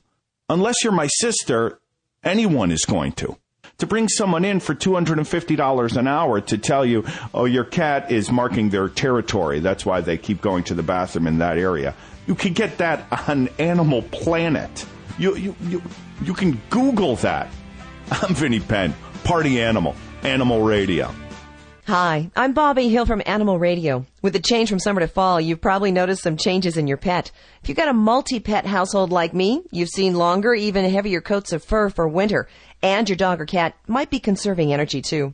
Our furry friends do slow down with age just like we do, and that's where Flex Pet comes in. It works for both cats and dogs. With the most effective and comprehensive joint formula for improved mobility, Flex Pet's the only one with CM8. In fact, Flex Pet has a money-back guarantee. It's the best one in the industry. Flex Pet's so confident that you will see improved mobility in your pet. They're offering an unconditional 3-bottle guarantee, and there's no time limit to return. Right now, you can buy 2 and get 1 free. Just call and ask about the special, 1-800-END-PAIN. That's 1-800-363-7246. I'm Bobby Hill from Animal Radio, and I wouldn't tell you about it if I didn't believe in it. Flex Pet. Call 1-800-END-PAIN. Okay, time to check out that website I heard about. www.safeguardfordogs.com. There it is. Hi, I'm Dawn. The virtual host is a nice touch. Roxy. It looks like these links and videos cover everything a dog owner might want to know about intestinal worm infections and how to prevent them. Here's a savings coupon for Safeguard Canine Dewormers, and even an online reminder service. Better bookmark this one, www.safeguardfordogs.com. Animal Radio is being brought to you by the American Red Cross, providing you with information and training to protect the dogs and cats you love. For more information, visit redcross.org or petcentric.com, a proud supporter of the American Red Cross. Listen to the news. 2 dogs rescued from a locked car. Emergencies can happen anywhere, anytime. They can even affect your pets. In other news, a local policeman saved a cat today. Being prepared and knowing what to do can be the difference between life or death for you and your pets. The same Red Cross you know and trust is the leader in pet first aid preparation and education. Look for dog or cat first aid guidebooks with DVDs online at redcrossstore.org or contact your local Red Cross chapter for more information. The Red Cross is helping protect our pets. This portion of Animal Radio brought to you by Flexin. Eliminate joint pain from your pet's life at flexpet.com.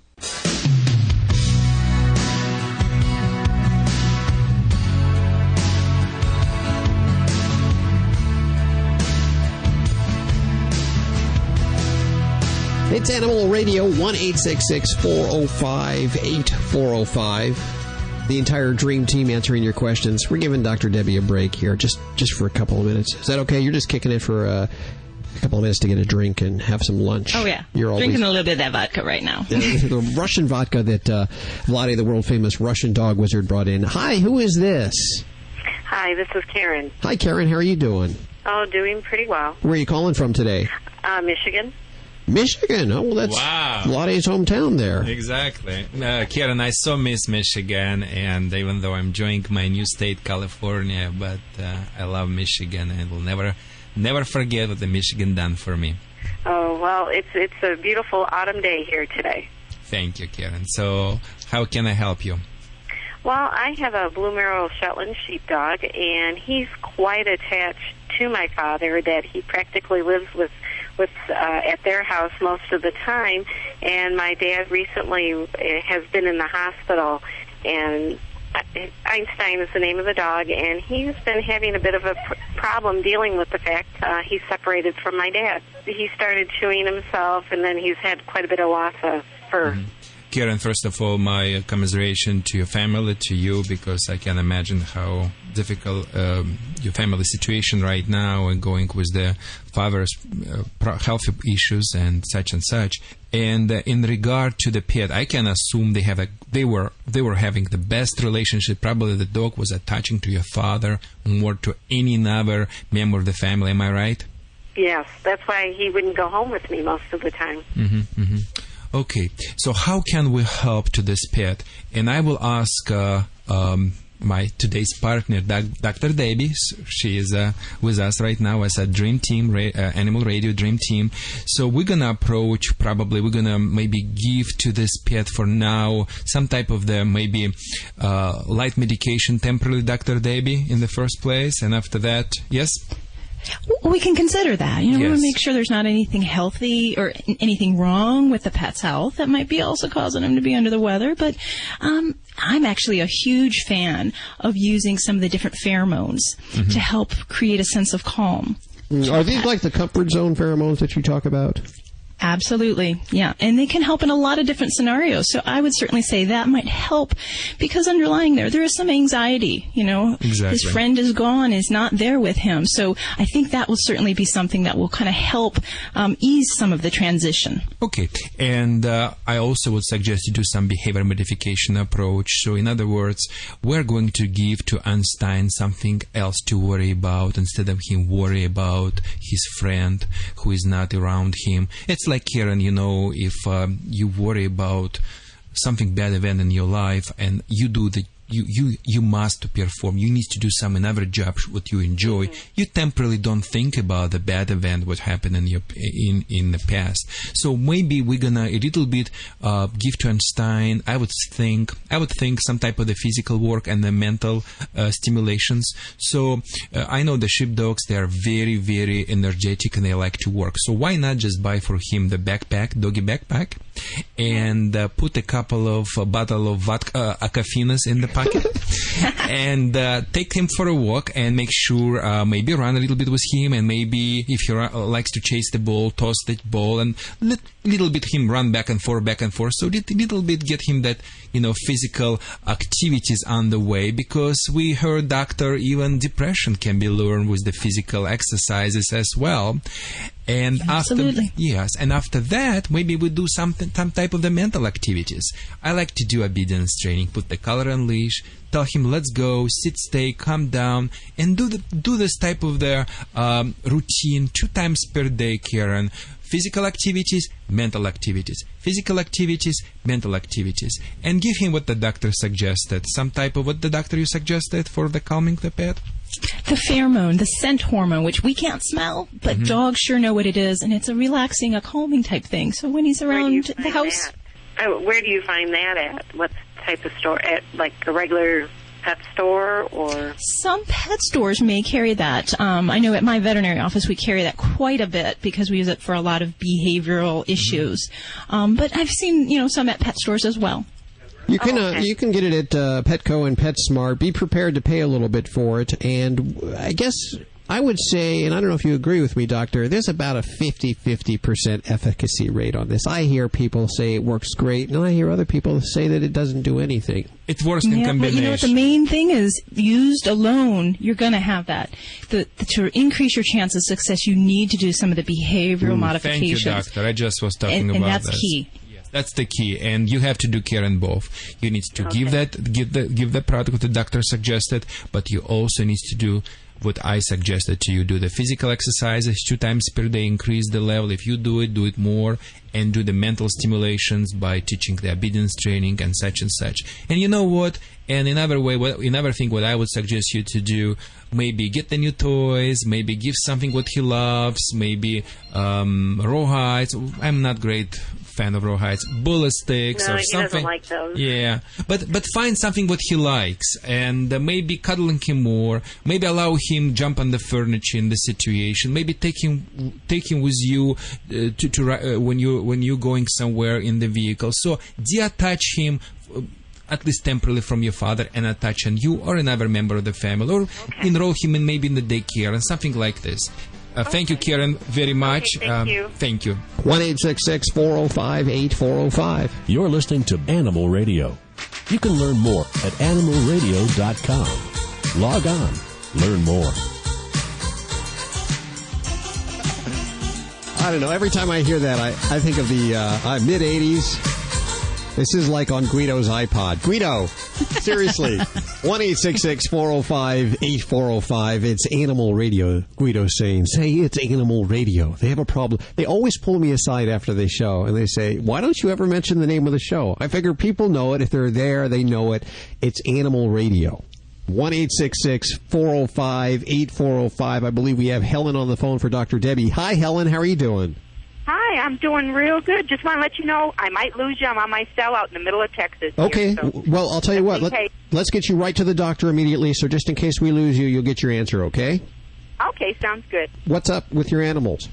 Well, I have a 2-year-old Scotty, and she's a good little girl. She's the best dog in the world, but she gets excited. She piddles all over. Ooh. And she's been doing this since she was 8 weeks old, and was wondering if there's anything we can do to prevent it. Okay. Can you tell me in the situations when she's doing that, what triggers that? Meeting strangers, that's about the biggest trigger right there. Now, I do that, too. I didn't think it was a big deal, but... Well, I'm excited to get this question, Helen, because this is actually a very common problem.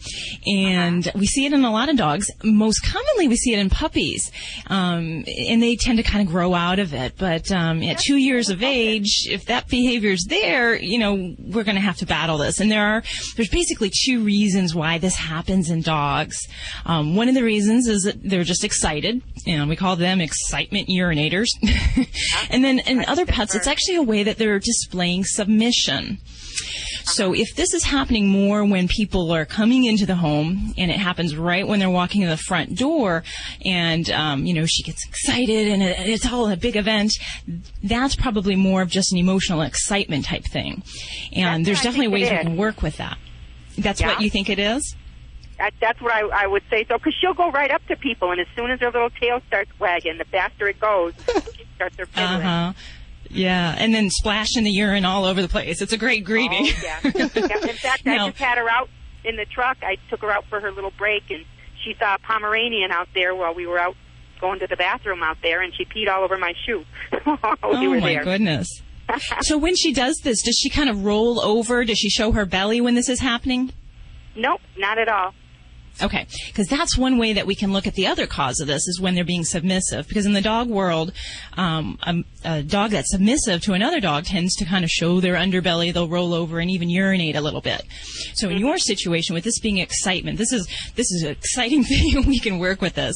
So the hardest thing in the world that I tell my clients when we're fighting this problem is you need to tame down the greetings when you enter the home, whether it be you coming home from work or someone entering into the home.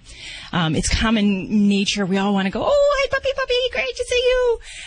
But that's actually kind of perpetuating this behavior because they get excited all the more. We're just kind of amping them up, and then the urine flows. Yeah. So the first thing you want to do is when you come home, you ignore your dog, as hard as it is, for 5 minutes. You go take her straight outside. Don't make eye contact. You're not looking at her. You're not talking to her.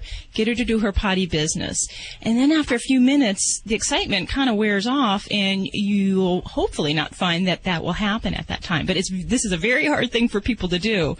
Some other dogs we can try, like using a head halter. If you've ever seen those gentle lead harnesses, that's kind of a good thing. And even just kind of practicing some kind of calm commands when you come in, just a quiet sit without getting her all excited.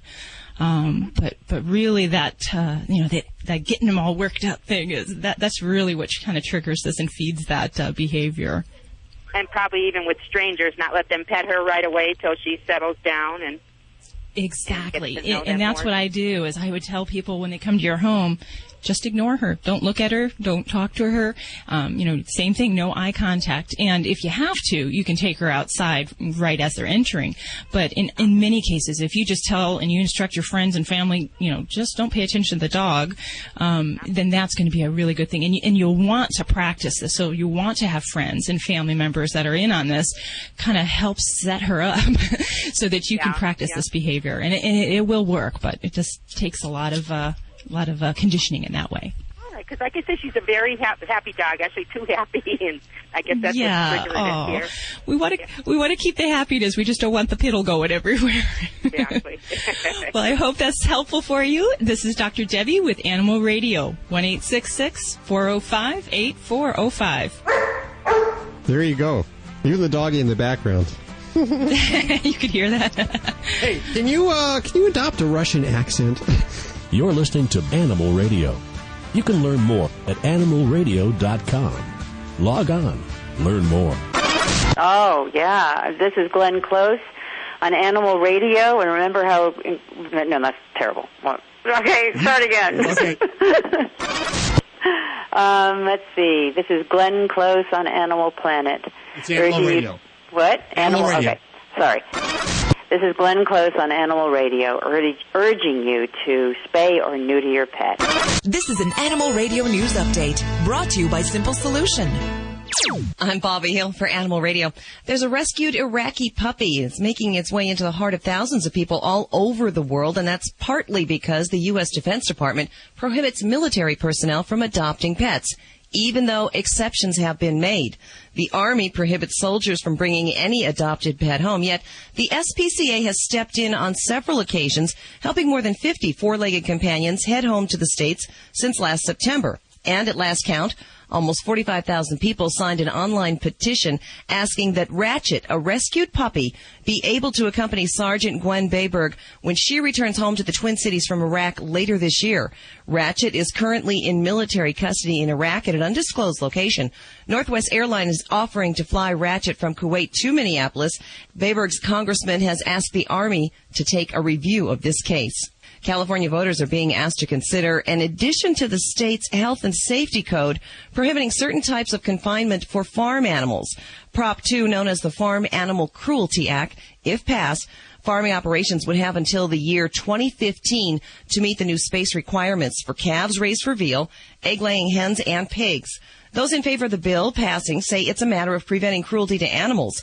Those opposed say it drives up consumer prices and threatens food safety. The voters will have the final say at the polls Tuesday, November 4th.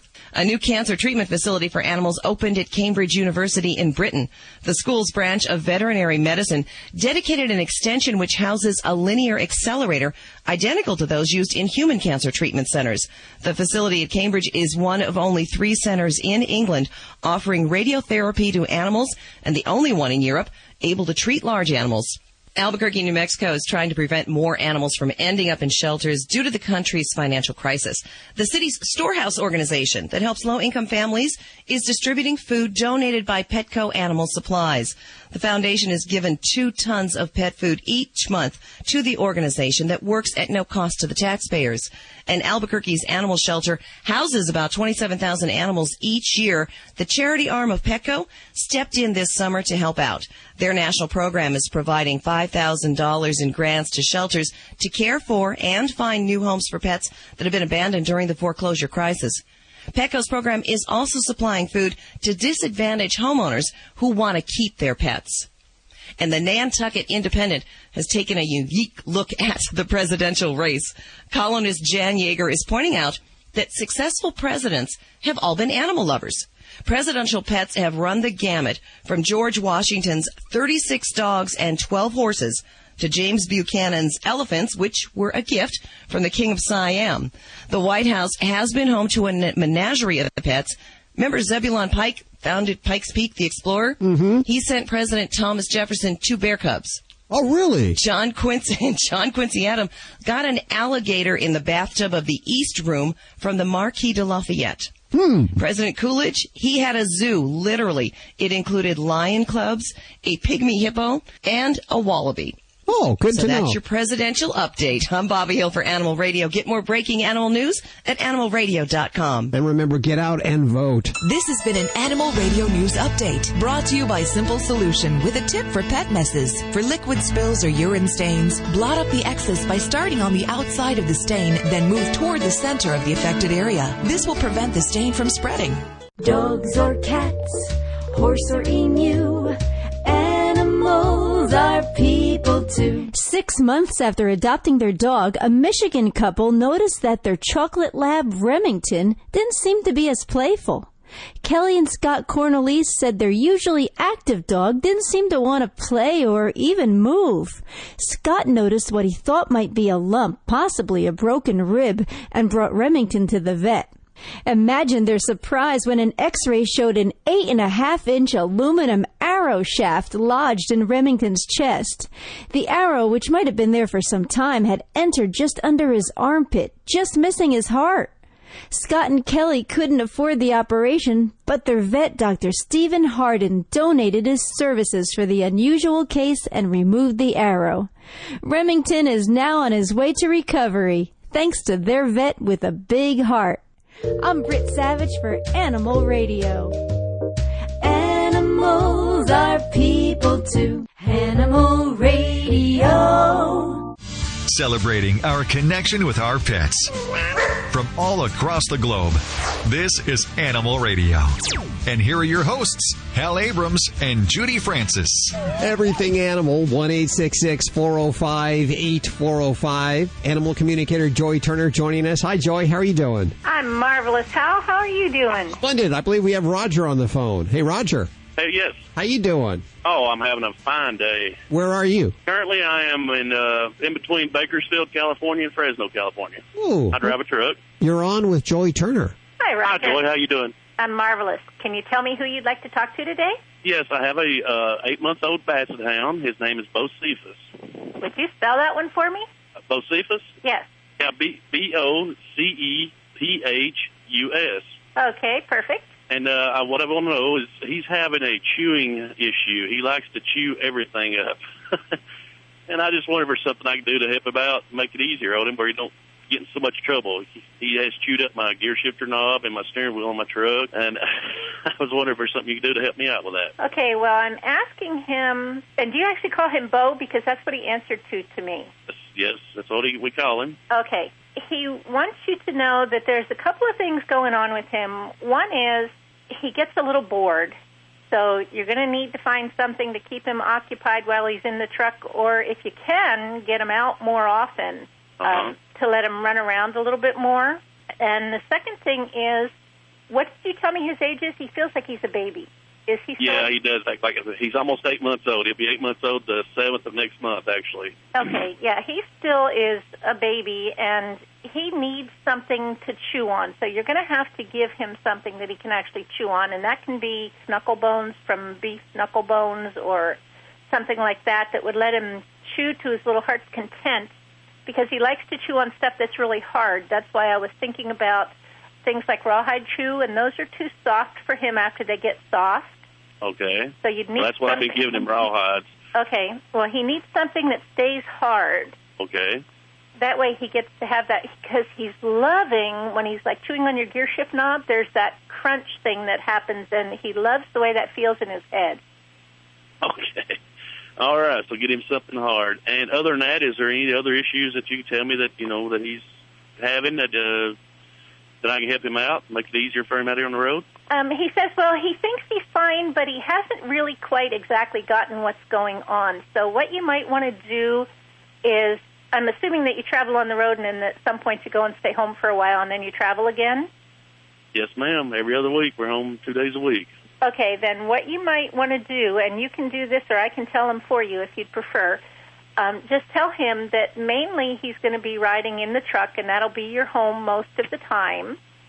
And what you're doing, I'm assuming that you're picking up goods from someplace and taking them somewhere else? That's correct. Okay. We're produce, we're vegetables. Okay, so I want to tell him that you're carrying food for people from one place to another, from the place where they grow it to the place where people need it. So he's doing a very, very important job by riding with you and keeping you company and being your friend while you're in all these different places. And then every now and then there's a stationary house that you go to that you'll stay in for a while until you get another truck of vegetables to take to people to eat. And Okay. he wants to know if it's always going to be the same stationary house. I'm assuming that's Yes. true. He's got a permanent home with us is from now on. Okay, so I'm going to tell him that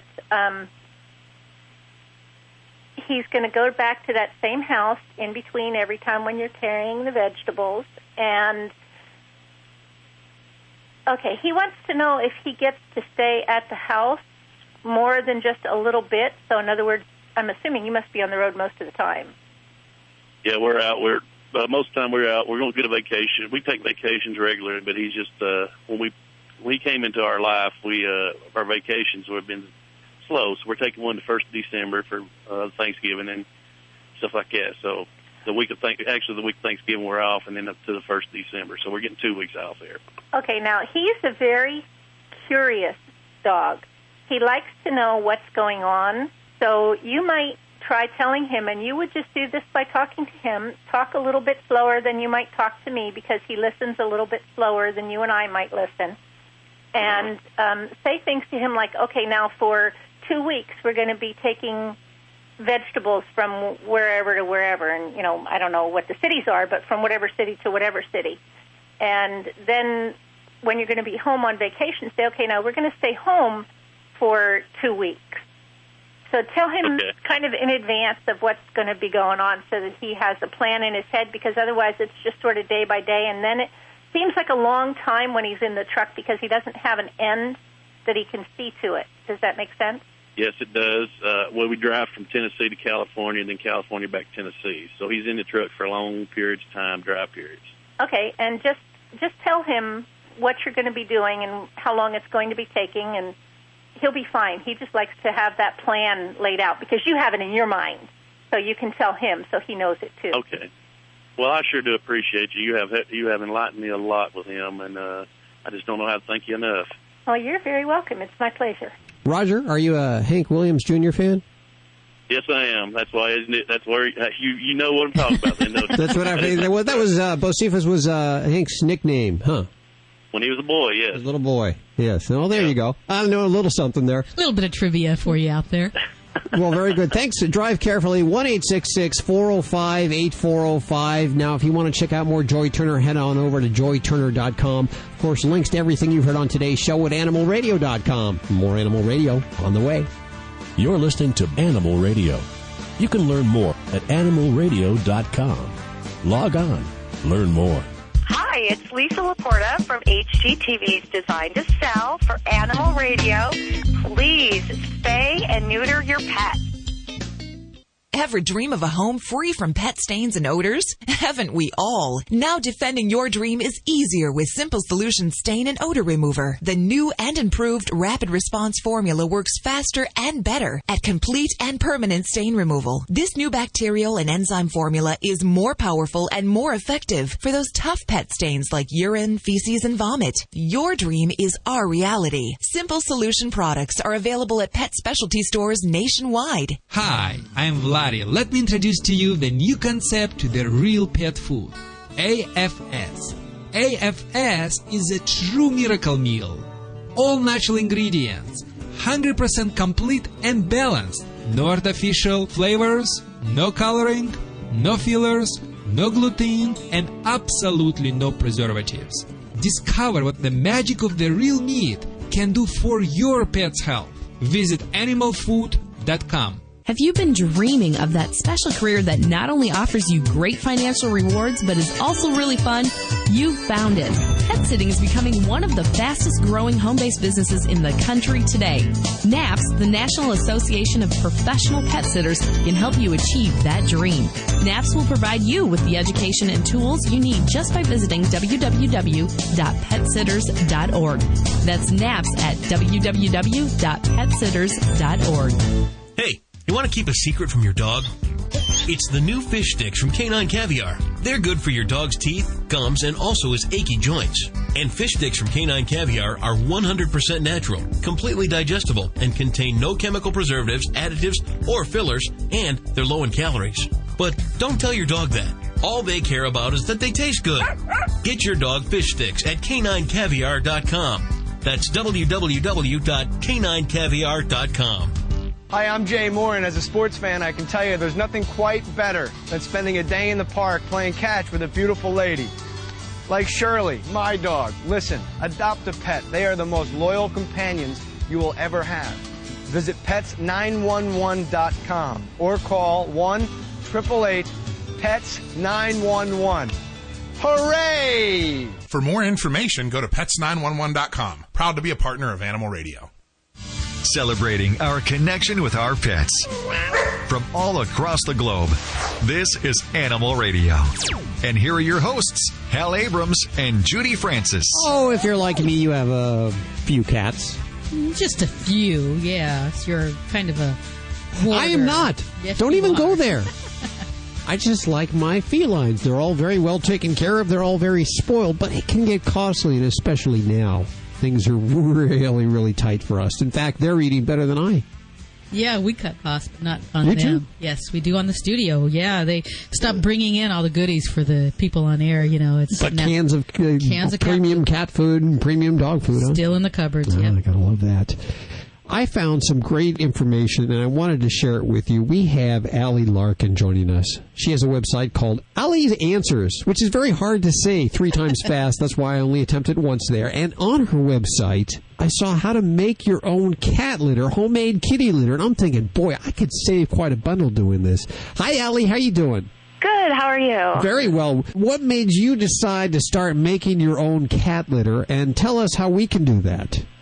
Well, it's pretty easy. I actually had started reading some things about clay-mined kitty litter and that the mining wasn't environmentally responsible and the dust can be a problem. Yes. So I started researching some other kitty litters that were out there, and I found some good ones. But they were all a little more expensive than the store brand you can go and pick up. Mm-hmm. And so I ended up, and some of them had some dust issues. One of them's made from wheat, but I have a wheat allergy, so I didn't want that in my house. Oh.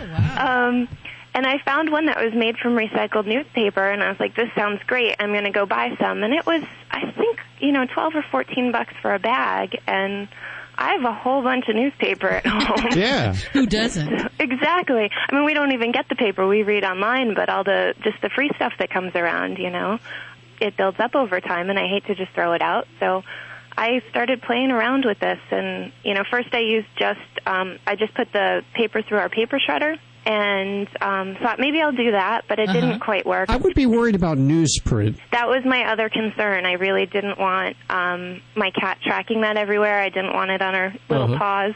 So I started washing the paper. Oh. And it gets most of the newsprint off. It'll still be gray, but basically what I do is I shred the newspaper, and then I wash it with a safe soap like Dr. Brenner's or like an E-Cover dish soap or something like that. It's kind of like an old science project or something. It's kind of fun. And you get most of the ink off, and then you rinse it, and then put a little baking soda in there, and the baking soda dries with the paper. And you just let it dry regularly? Yeah. Okay. Yeah, we had an old window screen in the basement, and I just put it out there and, spread it out, and it dries. And, depending on how damp your basement is or where you're drying, it could take a couple of days. But and that'll last for how long? I mean, depending on how much you make, you can do a whole bunch in about a half an hour, and it works pretty well. I change it after the end of the week. I scoop it out every day, and then I change it at the end of the week. And the cats use it? They weren't, they didn't stay away from it? No, and my cat, I'm kind of lucky because she's not picky about her kitty litter, so I didn't have to do the thing where you mix it in with the existing litter until she gets used to it. But that's what I would advise if your cat is a little finicky about things like that, is just, put a little bit in and see how they do, and then put a little bit more in and maybe cut down on the conventional litter. It works really well. www.alliesanswers.com. Of course, we'll link to everything you've heard on today's show at animalradio.com. Allie Larkin joining us. Allie, thank you so much. Thank you. Celebrating our connection with our pets. From all across the globe, this is Animal Radio. And here are your hosts, Hal Abrams and Judy Francis. About a week ago, you got me in the office to your computer. You wanted to show me this Pups, the traveling Labrador, this stuffed pup. Yeah, we've all seen it. Is it the gnome? I think it's on Travelocity that travels all over the world, and they take photos in different cities. So what this stuffed animal takes pictures in different cities, gets pictures taken in different cities? Gets its picture taken by people in different cities. And it also wears outfits that are kind of appropriate for the area as well. Really gets into it. Hope you got the stuffed animal's guardian on the phone. Right? Which one is it, line 2 or 3? I don't want to get the wrong person on the phone. Paula? Yes, hi. Oh, good. I got the right one. Hi, Paula. How are you doing? Good. How are you? Very good. Paula Kidney joining us. Paula, is it last name Kidney like as in the organ? Yes, kidney stones. Okay, we're calling you in Lambertville? Yes, Lambertville, Michigan. Ooh, which part of Michigan is that in? Which part of the glove? Is it the thumb part or the... It's lower Michigan. It's near... we're actually near Toledo, Ohio. Winter starting to kick in there. I imagine that Pup wants to get out for the winter and is traveling the world to get pictures taken. Tell us about Pup and why you're doing this. Well, actually, his name is Pups, the traveling Labrador. Okay. And about 3 years ago, I found a stuffed black Labrador in this really cute boutique store. Mm-hmm. And me and my husband really love Labradors, and we have a black lab named Garth Milo. Mm-hmm. And we decided, I came up with the idea for Pups to travel the world, and I belong to a low-carb internet forum.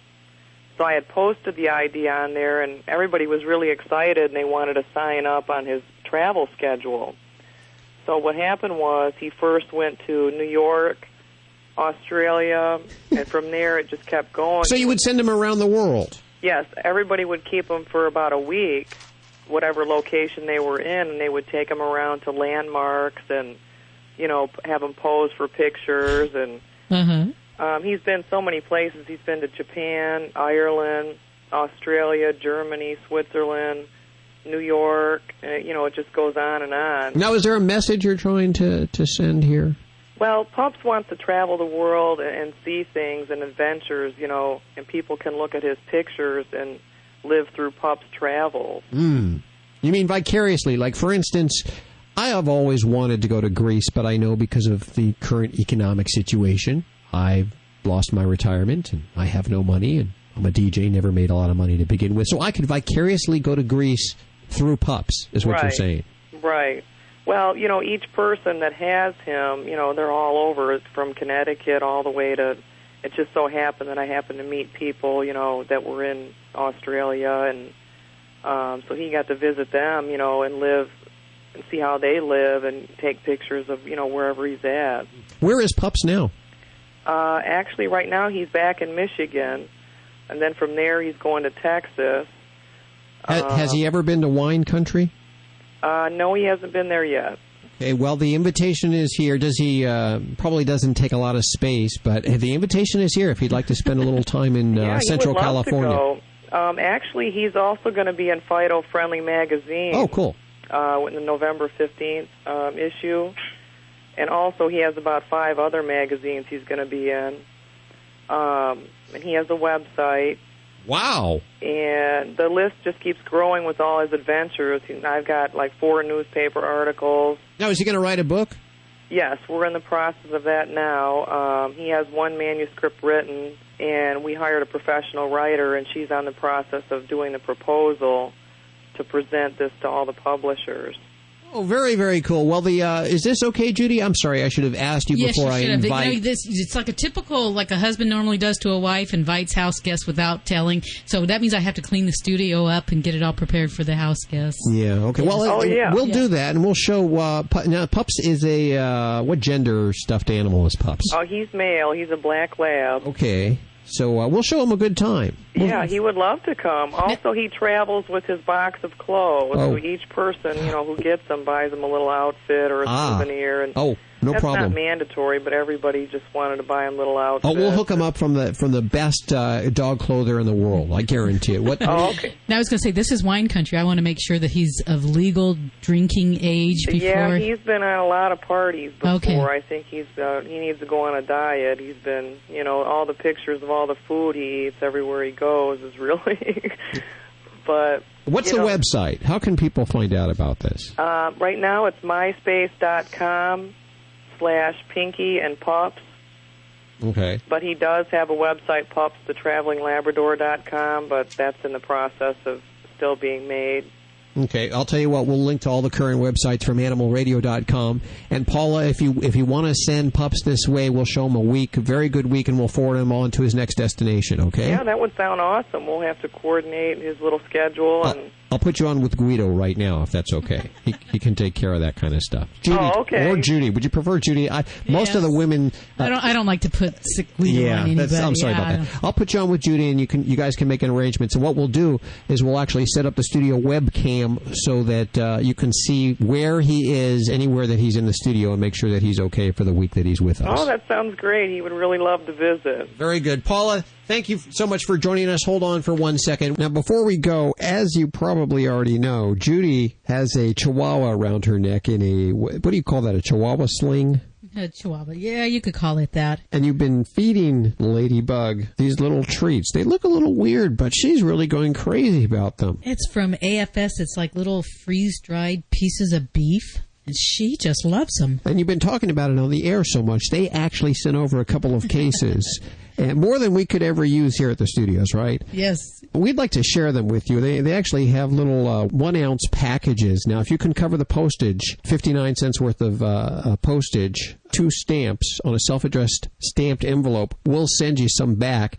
And if you're having a hard time finding a good food, this is a good way to test this food out. It certainly works with our puppies here.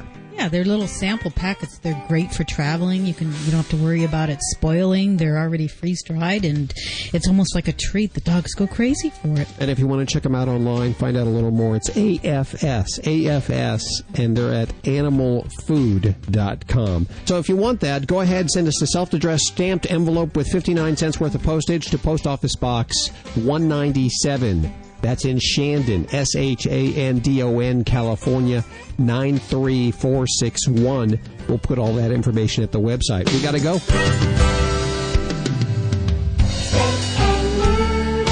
Always adopt, don't declaw. This is Animal Radio Network.